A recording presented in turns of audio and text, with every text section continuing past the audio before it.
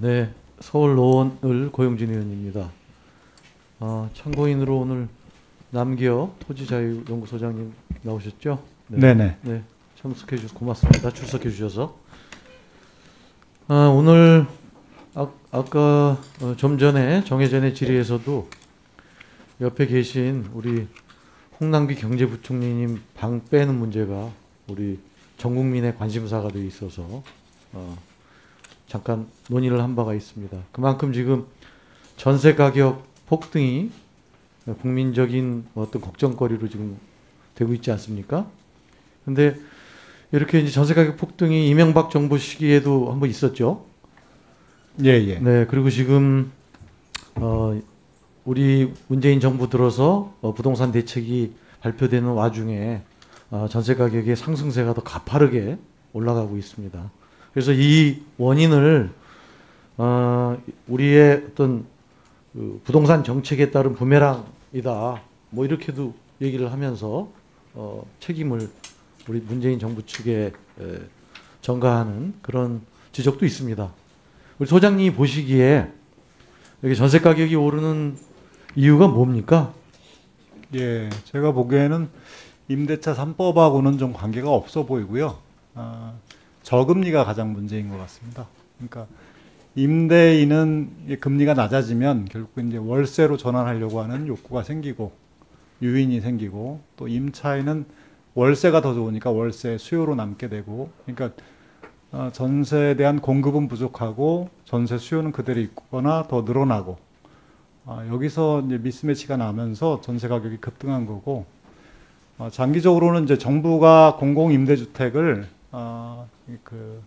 더 많이 확충하는 것이 장기적인 계획이고, 그쪽으로 이제 가야 할 거라고 저는 생각합니다. 집값이 오르면 전세값은 가라앉게 돼 있죠. 금리가 또 올라가면 전세값은 또 떨어지게 돼 있고. 네네, 그렇습니다. 근데 지금은 이제 완전 저금리고. 예, 예, 예. 또 우리가 투기 수요를 잡는다고 주택 가격을 안정시키고자 하는 각종 정책이 쏟아지고 있고, 지금 약간 주택 가격 상승세가 주춤하고 있는 거 아닙니까? 예. 그런 상황 속에서는 전세 가격이 오를 수밖에 없다는 게 우리 소장님 생각이신 거죠? 예, 저금리가 네. 굉장히 중요한 요인이고, 가격이 주춤하니까 이제 매매 수요가 아니라 그냥 전세 수요로 남아 있으려고 하는 또 요인이 있고요. 그것을 해결하는 방법은 공공임대 등등의 예. 임대주택의 원활한 공급이 중요하다. 예, 예, 장기적으로는 그렇습니다. 네, 알겠습니다. 소장님 여러 가지 부동산 불평등, 자산 불평등에 많은 관심을 갖고 계신데, 우리나라의 부동산 불평등은 어느 정도고 부동산 불평등이 소득 불평등에 어느 정도 영향을 미치는지 한번 설명을 해주시기 바랍니다. 예. 시간이 많지 않아서 요지 위주로 짧게 좀 해주시면 좋겠습니다. 예, 부동산에서 특히 토지 2018년에 통계청 19년에 발표한 통계청 자료를 보면 진위계수 따져보면 0.809로 나옵니다. 가액 기준으로. 그러니까 우리나라가 1960년대 초반은 진위계수가 0.3 정도였거든요. 그러니까 엄청나게 불평등한 건데, 근데 이제 이 소유 편중이 심한 것은 사실인데, 거기서 부동산에서 소득이 얼마 안 되면 소득 불평등에 영향을 별로 안 주겠죠. 근데 부동산에서 소득이 얼마나 많이 발생하냐면, 저희가 추산한 거는 한 400조 넘게 발생하고, 2018년만 또 부동산 그중에 불로소득은 327.6조 원, 예, 이렇게 GDP 한 20%가 발생하는데요. 불평등의 요인을, 소득 불평등의 요인별로 살펴보면 근로소득이 가장 중요한 원인을 미치고 있고, 두 번째는 부동산이 영향을 미치고 있는데, 근로소득은 사실은 불평등이 다 나쁜 건 아니고요.